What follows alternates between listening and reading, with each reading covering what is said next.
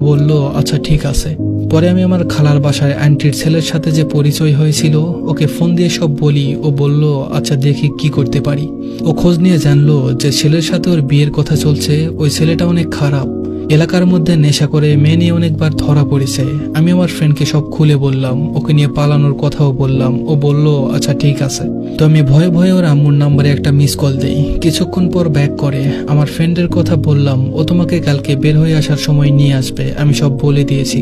তো পরের দিন সকাল 8টায় আমি আবার গিয়ে দাঁড়িয়েছিলাম, কিন্তু সেদিন ও আসেনি। আমি আমার ফ্রেন্ডকে ফোন দিলাম আর বললাম তুমি একটু ওদের বাসায় যাও, ওখানে দেখো ওকে দেখা যায় কিনা।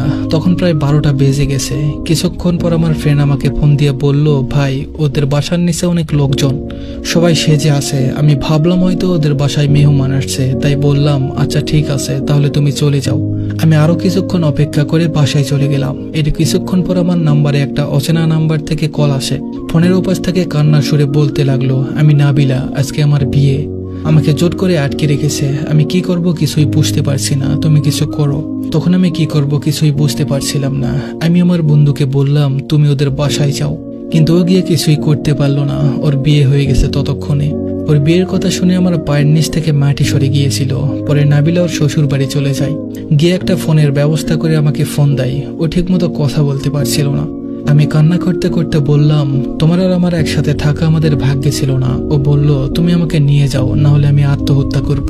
আমার তখন মনে হচ্ছিল যে আমার বুকটা ফেটে যাবে, তাই ফোনটা কেটে দেই। পরে সারা রাত কান্নাকাটি করি। বাইরে নদীর পাড়ে বসে আমার ফ্রেন্ডরা আমাকে অনেক বোঝায়, কিন্তু তখন নিজেকে আর কন্ট্রোল করতে পারলাম না।